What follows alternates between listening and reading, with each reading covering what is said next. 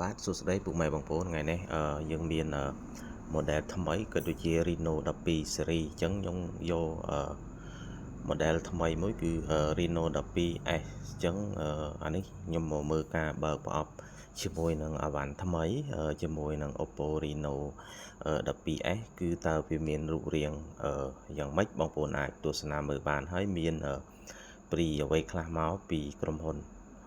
អញ្ចឹងចំពោះការបើកប្រអប់នេះគឺយើងមានកាដូមួយប្រអប់គឺមានកែវទឹកជាមួយនឹងកូន sticker ហ្នឹងហើយបងប្អូនចំពោះ Reno 12S គឺយើងមានអត់មានអីច្រើនទេបងប្អូនមានតែប៉ុណ្្នឹងទេអញ្ចឹងបងប្អូននេះជាការ pre-order របស់ Reno Oppo Reno 12 series ហ្នឹងគឺយើងមានការ pre-order មកជាមួយដែរហើយអានេះខ្ញុំមកបើកប្រអប់ជាមួយប្រអប់ថ្មីតែម្ដងគឺមកពីរោងចក្រផ្ទាល់តែម្ដងហើយពុកម៉ែបងប្អូនចាំមើលទស្សនាឬក៏មួយចង់ចាប់អារម្មណ៍ទៅលើ model ថ្មីនេះបងប្អូនអាចមកធ្វើការកក់ដើម្បីទទួលបាននៅប័ណ្ណធានាអេក្រង់អញ្ចឹងណាបងប្អូនចំពោះការកក់មុនគឺយើងទទួលបាននៅប័ណ្ណធានាអេក្រង់រយៈពេល1ឆ្នាំពេញសម្រាប់បងប្អូនដែលមានបញ្ហាបែកអេក្រង់រាល់បានកក់ជាមុនហ្នឹងគឺយើងនឹងមានការបដូរអេក្រង់ថ្មីជូនដោយឥតគិតថ្លៃផងដែរពីក្រុមហ៊ុន Oppo បងប្អូនហ្នឹងហើយបងប្អូនរៀងអេមដែរបងប្អូនមានកាមេរ៉ាមូលខាងក្រោមហើយរៀងគែមជ្រុងបងប្អូនប្រភេទ Reno 12S នេះគឺយើងអេក្រង់លាតធម្មតាបងប្អូនអញ្ចឹងហើយវាមានកាមេរ៉ាទលុះកដាលបងប្អូនចំពោះកាមេរ៉ាមុខហ្នឹងគឺវាមានកម្រិតរហូតដល់ទៅ32 megapixel អញ្ចឹងបងប្អូនអាចថតរូបឬក៏ selfie បានយ៉ាងច្បាស់ស្អាតតែម្ដងហើយយើងមានក្នុងប្រអប់នេះយើងមាន case ឆ្នាំងសាក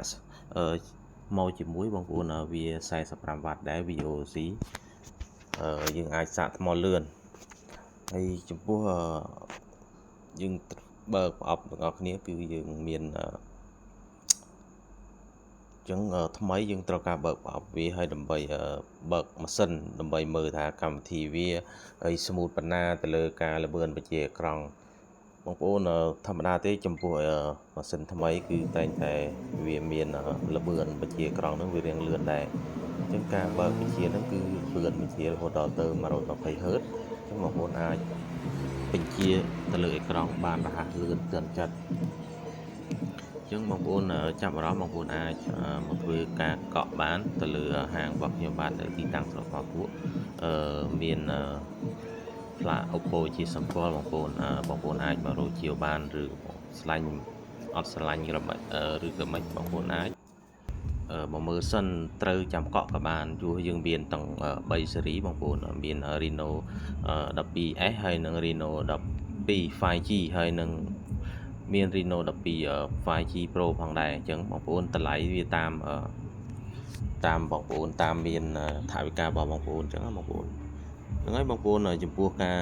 បើកប្រអប់ខ្ញុំដូចខ្ញុំបានជម្រាបជូនហើយទៅលើពើទឹកក្រូចក៏ដូចជារៀងរើអីគឺបងប្អូនបានទទួលឃើញហើយ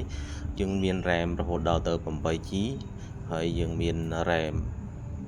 memory នៅក្នុងម៉ាស៊ីននោះក៏រហូតដល់ទៅ2 hub មួយផងដែរបងប្អូនអាចប្រើប្រាស់1ឆ្នាំអត់ពេញទេបងប្អូនណាចំពោះការប្រើប្រាស់គឺវាល្អមែនទែនឆ្នាំងសាកហ្គេមជ្រុងប្រភេទ Type C ដែរហើយកាមេរ៉ាមុខហ្នឹង